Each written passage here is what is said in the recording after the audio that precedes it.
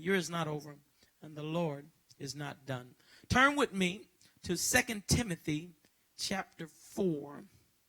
I think I'll use 2 Timothy chapter 4. It is where Paul begins to make his final charge to Timothy, preach the word in season, out of season, and rebuke, and to do all those things, and talk about in the last days people will not endure sound doctrine, and it is a challenge to get people to submit to sound doctrine these days.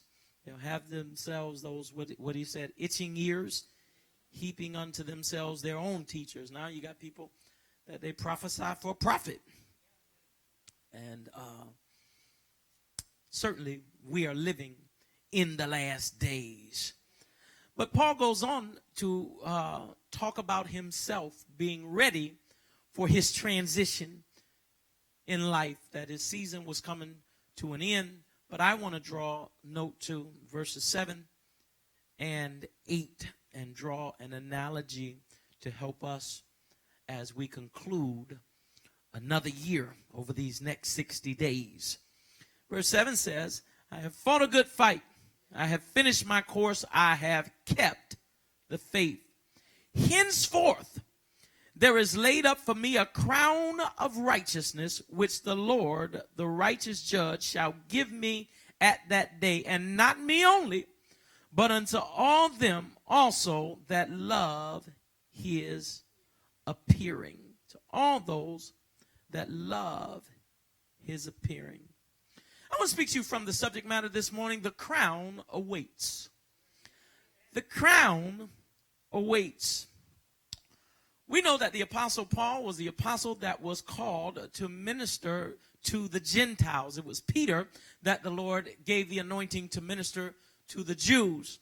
And Paul spoke on many occasions about what he had to do in order to reach the people that he was called to serve. He talked about being all things to all men, condescending to men of lower estate. And some of his writings even would suggest that, man, Paul was like a chameleon. He said, hey, to the rich guy, I came as the rich guy. Well, to the guy that was poor, I became like the poor guy. To the guy that was uneducated, I didn't take an educated path. To the guy that was educated, man, I have letters. I have degrees. I can sit down with anybody, and I've done all this so that I can reach all men, but understanding that his primary call was to Gentiles or the Greeks.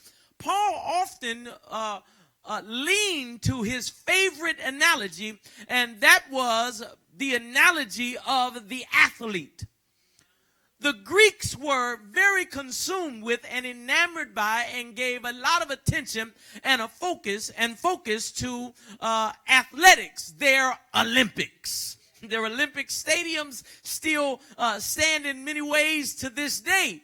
Over in Greece and Italy, you can go and you can see where they would gather for the Olympic Games. And so oftentimes when Paul would write, he would use this analogy and reference to appeal to them, to let them know that our walk with God, our walk in this life is in many ways like an athlete in a competition. Paul talked about running the race that is set before us, and all runners run the race when he wrote to the Corinthian church, but only one shall receive the prize, and talked about I don't run or fight as one that beats the air. He says in Hebrews chapter 12 verse number 1 that we got to run with patience the race that is set before us. He writes to Timothy in 1 Timothy and tells him to fight the good fight of faith. 2 Timothy chapter 2, he says, if any man strive for the masteries, he is not crowned unless he strives lawfully. Tells us in Philippians to stand fast in one spirit. The Greek word there means to be like a team. that they were fighting and fussing and arguing at the Philippian church, and Paul wrote them and he used the language of athletics to say, y'all, we are not in opposition to one another, but we are as one man on the same team. And so even we have at the end of Paul's journey, at the end of his life, when he began to look at himself, he began to again draw from this analogy, and he began to draw out some points that I want to highlight over the next few moments on this morning, and not in comparison to the end of life, but the end of a season, the end of an opportunity, the end of a window, the conclusion of a year that for those that had faith and believed, God declared it would be your best year ever. Now, that was not a parenthetic statement. That was not a statement that was saying your best year, considering your best year with an asterisk. You have to determine how this year is going to be your best year ever. I want it to be my best year physically. I want to be in the best shape. Got a birthday coming up in the next 60 days, and I always get motivated around November 1st, 60 days out. I try to stay fit. I try to eat right. I try to take care of myself. But it's something about coming to a milestone or coming to a point where you can stop and pause and evaluate progress. That motivates me. Huh? That's me. I'll probably drop a few pounds. I'll probably push myself a little harder. I will probably manage my diet a little stricter. Why? Because when the clock turns midnight on December 27th, 2020, and I hit them double nickels and 5 has been completed. See, we count years as a beginning, but the true way to count years is you have completed. See, Mom on Sunday will have completed 74 years of life on this side of heaven. And on next Sunday, she will take her first step into her 75th year. I've already lived most of my 55th year. On my 55th birthday, I will begin my 56th year of life, and I want to make sure that I do it with my best foot forward. I want to be my healthiest. I want to look my best. I want to feel my best. And so I understand that almost like an athlete, I got to train. I got to condition myself. Paul talked about before this reason, I beat my body into subjection. I make sure that I'm in the condition for the competition that I'm in. A lot of times people go through life and they don't discipline themselves. They don't prepare themselves. They don't position themselves. They just hope the good things happen. They just hope things turn out right. They just hope somehow they get blessed. And there are some things that you can receive with that mentality. But as I said last week, you probably won't be living your best life, because your best life requires you making some choices. Your best life requires you taking some chances and making some changes. I mean, you got to deliberately do something if you want to improve the circumstances of your living.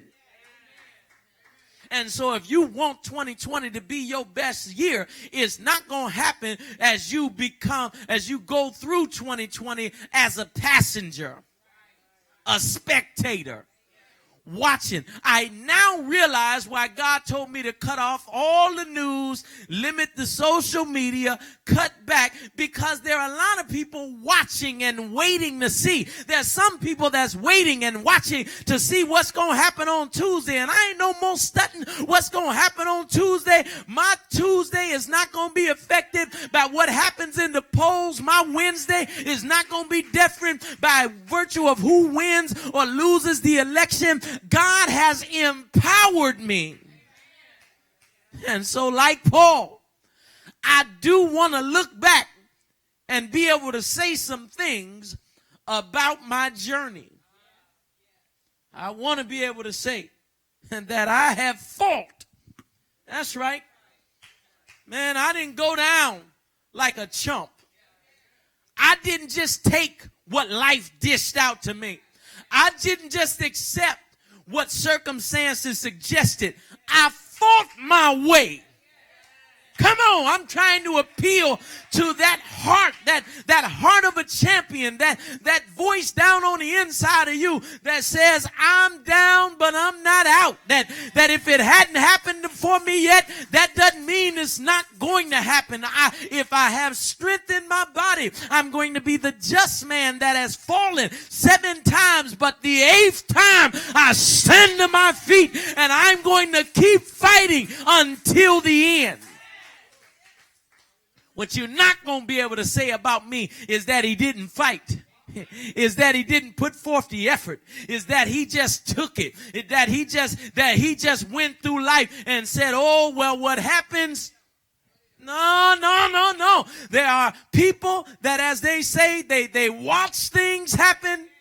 There are people that wait until things happen. And there are people that they make. I want to be the type of person, they said, that guy made it happen. And my dreams and goals and aspirations may not be the same as yours, but whatever yours are, what are you doing? See, I'm not going to be talking about my dream car my whole life. I'm going to drive my dream car. I'm not going to be talking about my dream house my whole life. I'm going to live in my dream house. I'm not going to be talking about the vacations I want to take and the places in the world I want to visit. No, I'm going to plant my feet on the soil. I've been to the motherland. I've been to the Holy Land. I've been to the sands of the Caribbean. I've been to the places that I aspire to go to. Watching that show, Alaska, last week, and I thought, man, it's beautiful, but I ain't ever going there. Oh, it's beautiful, it's gorgeous, but it don't appeal to me. That there's a whole group of people that appeals to. And so we don't have to have the same goals. I'm not trying to make you like what I like, pursue what I pursue. I'm talking to you about your dead dreams. Talking to you about your ambitions that have gotten dusty. I'm talking to you about the thing that you want to achieve and desire to accomplish. Fight for it. Ain't no fight left in you. I mean, life does punch you in the gut from time to time. I did not expect to make it through this entire year with no opposition. And sometimes your public presentation suggests that you've had no opposition or it hasn't been difficult. Let me tell you something. This year, I have been hit. I have had the wind knocked out of me. I have had to regroup. I have had to reorganize. I have had to, there are a lot of blows that I've had to take. And I have been determined that I am going to do so with the right posture, the right attitude, and blame everything on the devil. The storm wasn't the devil. Walked out and said, the devil mad we got our house, trying to destroy our house. Well, if this is his destruction, come on, man, this is a few $100s worth of repairs. You know, sometimes we let just the circumstances of life get us off our course, man. Life is challenging. Suck it up. So what? You ain't the only one that got problems. Yep, you ain't the only one that got an unexpected bill. Only difference between people on different level than you is their unexpected bills has commas in them. Got a call last week and a letter of verification, all this kind of stuff. Found out that I got a tax bill that is 5 years old, and I've been fighting it and arguing it and paying all my taxes and all this stuff. And I'm just gonna pay this tax bill. I bring it up because I said I'm going to pay it because they sent it to collections. Okay. I ain't fighting no more. Can we work this out?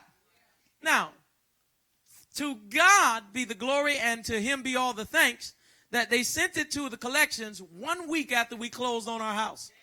If it would have happened a week earlier, and so God is in control. And I was like, God just saying to me, I held it off for you, son. Now just pay these people this little money. Go ahead, get these people this money and be done with it. And so I said, I told my wife, I said, we're going to take care of this. We're going to knock this out, get it out the way. Ain't no sense in, this ain't right, because I know it wasn't right. They went back and redid my taxes, and they reported some stuff that was inaccurate, and it was, it ain't my fault, but it's my responsibility. Pay these people their money. Move on. Pick another fight. That ain't the fight I want. But I say all that to say, it has not been smooth sailing. There have been unexpected challenges and detours, and that's just a part of it. But you gotta keep fighting. Did you hear me? You gotta keep fighting. When you stop fighting, it's over for you. When they start counting you out, you got to find the strength and the ability to get back up before they reach 10. I mean, you might get to 5 on me. You might even get to 7. And Lord, help me if you get to 9. But before you count 10, you can try to count me out all you want. I mean, I just feel like my fight is fixed like the WWE. You know what I'm saying? You know he gonna get that leg up. You know he gonna get that shoulder up. You know the fight ain't over. Come on, devil, let's do this dance. But God has already predetermined my victory. I'm gonna win. Going through life defeated. They say you look bad after a fight. You ought to be able to say you ought to see the other guy. I mean, don't go through life looking like you beat down. Looking like, sometimes if you want to tell people, you need to put a smile on your face. You need to fix yourself. You're going to have a hard time figuring out what I'm going through based on my presentation of myself. I'm always going to have a smile on my face. I'm always going to speak faith. I'm always going to be positive. I'm always going to be optimistic. I'm always going to believe that something good is around the corner and God has something for me. I'm always going to believe that tomorrow is going to be better than today. I'm always going to believe that God has put enough in me to overcome, to be a conqueror in Jesus Christ. I'm always going to fight. He said, I fought a good fight. It's interesting that the Greek translation says, I fought the good fight. And it's another lesson, because sometimes you need to make sure you need to make sure you're fighting the good fight. Sometimes we pick battles that ain't the good fight. It's a good fight. You got to pick the good fight. And so there are a lot of causes out here that may be a good cause, but I am always going to stand for what I believe is the good cause. I'm going to stand for holiness. I'm going to stand for righteousness. I'm going to stand upon the word of God. I'm going to believe God and stand on his promises. I am never going to compromise my convictions for convenience. I don't need nobody to help me make it through this life. I don't need nobody to help me do that. I got God. I got the Almighty God. He's more than able. I don't need your help or your handout. Just stay out my way. I'm going to fight for it. I'm going to fight for my family. I'm going to fight for the things, for my faith, the things that I believe in. And Paul said, I finished my course. It doesn't count unless you finish. The message I preached some years ago about two different guys in the scripture. One was laying at the gate, lame in his feet. The other was King, I believe it was Asa, that died lame in his feet. One started life with healthy feet. The other started life with lame feet. The other died with lame feet, and he died walking and leaping and praising God. Message is not how you start.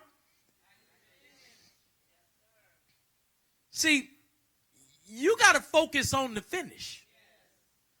I'm so focused on how I'm so excited. My wife and I have been in our new home for 2 weeks now.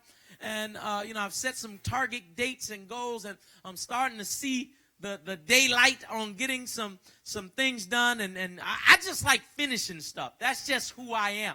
She'll tell you I don't sleep well. I work on those projects from the time I get up to the time I go to bed. I'm almost borderline obsessed with it. But I am the type of person that finishing is very important to me.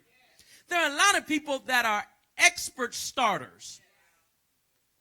They keep starting stuff, and they're always doing something new. They're always starting a new business. They're always starting a new program. They're always starting a new diet. They're always their life is a season of starts, and they can't point to anything that they finished. What have you finished? I started going to school. I started getting my credit together. I started getting my health together. What have you closed the book on? Done. I've come to realize that the decisions that I made more than 20 years ago to get my health right, I made some pretty extreme changes, and I started realizing the other day that I haven't been to the gym in a month. I've been eating a whole bunch of junk. I haven't been doing the things that I'm accustomed to doing, but because of the lifestyle changes, it's like I changed my metabolism. I keep telling my wife that, I'm gaining all this weight. And she's like, you're not gaining nothing.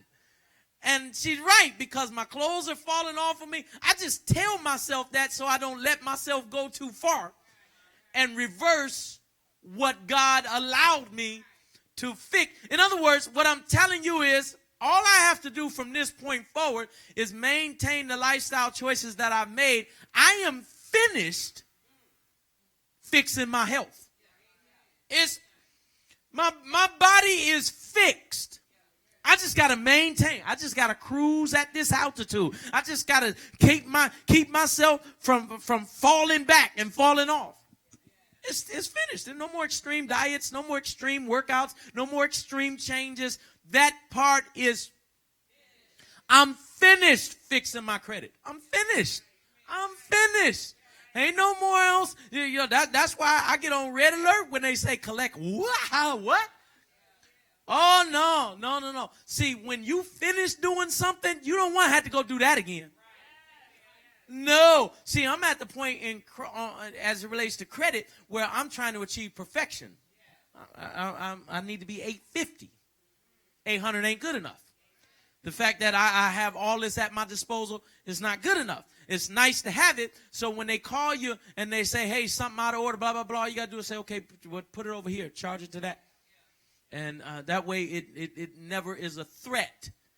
But if you don't have $15 extra and your name ain't good enough to borrow 20, every little thing is an emergency.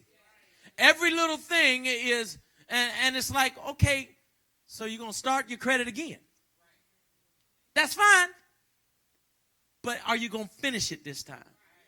As Paul said, I'm finished with some things.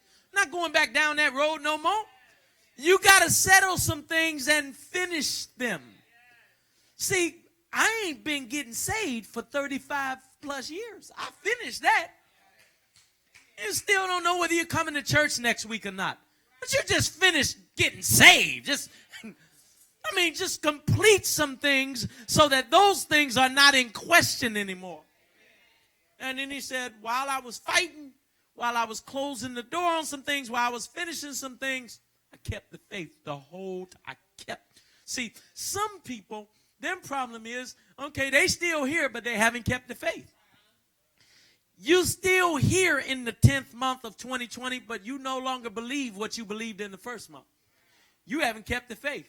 See, I know that no matter what has happened to this point, there's still 2 months left, and God can work a miracle on my behalf. God can turn it around in 60 days. It can keep getting better. I'm going to keep the faith. I'm not going to lose heart. I'm not going to just accept the fact that if things don't go the way I thought they were going to go, then that's it. So let me give you my version of Paul's summation of his life.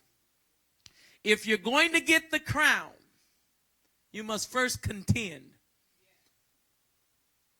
When you follow boxing, you find out who is the number one, who are the top 10 contenders.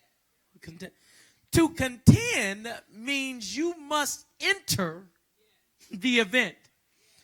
The lottery folk tell you you can't win if you don't play. I'm not a lottery player, but every now and then I've been inspired by pumping gas in a state in which I don't live. Give me a few of them. What they cost? Oh, Powerball up to $400 million. Here's $20. Who knows? You can't win. That probably wasn't the best analogy to lead with. But the point is, if you want to do well in life, you got to get in the game. You're not even a contender. You know, they canceled. We had this event scheduled for Saturday that I was invited to be on the panel about the Platinum Plan, $500 billion. And when you look at all the celebrities that have gone and actually had the conversation, sat at the table, you know, since y'all get mad because 50 Cent, Lil Wayne, the list goes on. Because when they see this, they go, oh, this is the truth. My problem is with the people that won't even look at it. You're not a contender. You're not in the game. You crying about the rules, and you're not even in the game. You got to get in the game. Stop walking around with your lip poked out, talking about what you don't have and what you can't do. Are you even engaged? Are you even involved? I mean, if I was Shaq, I'd be ashamed to say that this is my first election I voted in. I just keep that to myself. I just keep that to myself.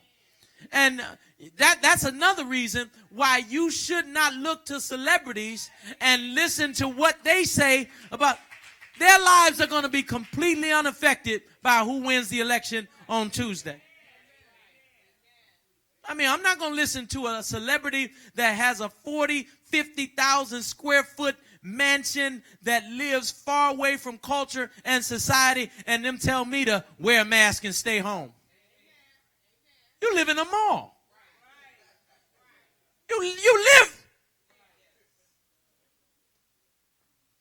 And you sit up in your one-bedroom apartment scared to leave because Will Smith said stay at home. I watched that guy's Facebook Live. Dude, he got like all these, like what? Hey, I hate to break it to you. If you want to enjoy your best life, you want the crown that is laid up for you, you got to contend. It's not enough, however, just to contend. There's some people that have the testimony of showing up. And that's all they got. They have the testimony that I've been here. You know, I never missed a Sunday. I never was late. I always paid my tithes. In other words, there was always a chance, because as long as you're a contender, there's a chance. There's an outside chance. But you got to take that to the next level, and then you got to compete. See, I don't just want to contend. I want to compete at the highest level. I don't believe that I should be given any special or preferential treatment because of my race. Nope. What our forefathers marched for and demanded for and protested for was an opportunity to contend. We were not allowed to contend. Now we produce a generation that don't want to compete. What was considered in my generation a benefit in today's generation is considered an entitlement. See, my mom and dad, my grandparents, the generations that went before us, when they were telling us to get a good job, what they were saying was, get you a job with some bit. Come on. Get you a job with some benefits. And so they told us go to school. They told us develop a skill, get a trade. Do something that you can get more than compensation for. You can get some benefits that go along with the compensation. Because that generation understood that you're only entitled in earnings to what you produce in labor, whatever that is for you. And so they understood that, okay, I make $20 an hour. But I chose a company and a field that also offers benefits. This is like foreign language to us. Yep. Healthcare was a vacation was a retirement was a all these things were benefits, and now we've gotten to a generation that feel like all of these things are entitlements. Oh, it's quiet up in here. We want something for nothing. We don't want to compete for the job. We don't want to compete for the business. Let me tell you something. I expect every business that I support, that I frequent, you're going to compete for my business. That you're going to compete for my business, because my first priority is not to support a black business. My first priority is to get the best I can for my money. My first priority is not to support a small business. My first priority is to get the best I can for. Now, oftentimes, what tips the scale in their favor is that they're a small business, a black-owned business, is that they're in my community, is that they are my family. See, none of my businesses are completely dependent on the support of my family and friends. Even though I have a business that's built on the foundation of networking with family and friends, but what I did is I went out and built a business whether my family and friends supported it or not, because they were the last ones in many cases to support. But thank God they eventually supported. See, the laws of business are based on the laws of supply and demand. Yep. So if you have a viable business, then the laws of supply and demand are what's supposed to support your business. But if nobody needs your product, I don't give donations to businesses. Nope. Now, that is not to suggest that I've never just wanted to support somebody. Certainly I have. You know, the little guys in the mall with their little CD, their little mixtape, hustling. I don't even like your music. Don't even listen to it. But here's $5. Get it, you know. Because you're out here making an effort, trying. But that is my benevolence. That is out of the kindness of my heart. That is not out of some sense of guilt or obligation. I don't owe you that. And if you want to close my hand, act like I owe you my support. Be one of those people. See, that's what's wrong with us. We don't even support our own. What? I ain't supposed to just support you because you black. You offering a product that doesn't appeal to me. I don't listen to music with a bunch of cussing and swearing and demeaning women. And go find your target demographic. And if you don't make enough off them to support your business, go get a. We don't like. I've been tight around here lately.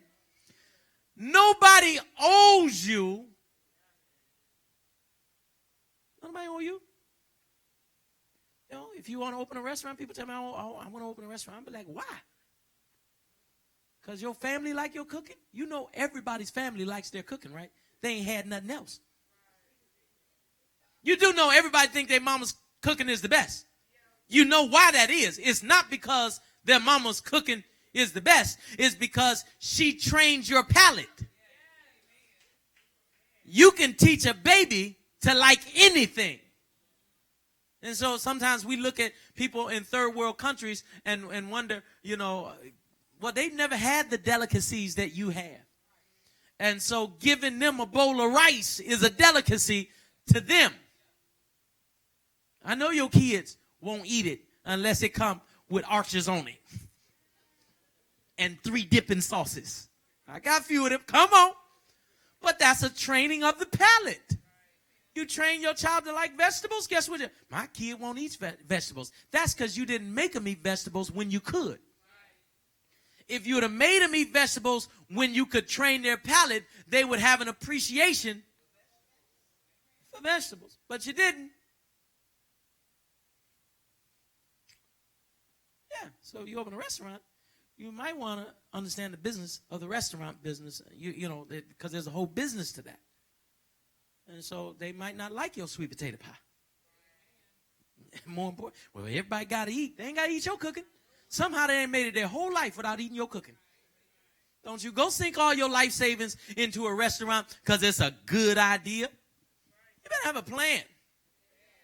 You better be able to compete with the other businesses out there, the other restaurants, the other people that have gone to cooking school and culinary arts school, and they have networked and they have marketed and they understand that it's more than just a product. Competition. You got to contend. You got to compete. Go on your job and compete. Don't go on your job and complain. That's why I don't buy into the raise minimum wage thing. What? Compete. Don't be worth minimum wage. My entire life, my goal is, man, what? Give me an opportunity. Let me contend, and I will compete. I will end up being the highest paid person here. I'm coming after your job. I want your salary. I'm supposed to sit over there from the CEO or the company president and say, what do you make? Yep, not in an arrogant way, but it's achievable. If you can do it, so can I. Now, I may have to do the things you did. Oh, we don't like that part. We don't want to compete for the job. We don't want to compete for the contract. We don't want to compete for the opportunity. I think when you're competitive, if there's something that tips the scale in your favor, it ought to be that we got relationship. It ought to be that that we're of the same culture and nationality. I love supporting black-owned businesses when they have competed with all the other businesses. I love supporting small businesses when they have competed. See, the small business don't have to match Walmart prices for me because I understand that it's impossible for them, but you got to be in the ballpark. See, I have friends that own stores, clothing stores and stuff like that, and I don't mind paying a little extra because I know they don't have the buying power or they don't have the revenue. They don't have, and so they may have to sell their suit at $25 more. I don't look at my friend Troy and tell him, well, I can go to Mr. Albert's and get this suit for $50 cheaper. Okay, well, Mr. Albert's been in business for 60 years, and they're worth millions and millions of dollars. That's not a good comparison, right? And so you make those concessions, but what we ain't debating about is the quality of the clothing. And there are times when I say, now you got to do a little bit better. You got to do, let me do a little bit better. And fact of the matter is, he always does a little bit better. And so you support. I told my wife, but I done got to the point when it comes to clothes, I can't buy clothes to be supporting nobody's business no more. They're going to have to buy me a wardrobe somewhere. Got nowhere to put all this stuff. Lastly, if you're going to get the crown, let me rehearse these 3. You got to contend. You got to compete. You must complete. You got to finish.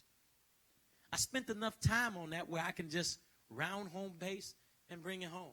Why don't you look at all the things that you started and you go ahead and give yourself a grade as to how you finished them. Go back over your life. Look at every business. Look at every endeavor. Look at every job. Look at every opportunity that you started. You contended. You may have even competed for a while. Did you complete? What have you completed? What have you checked off? Done.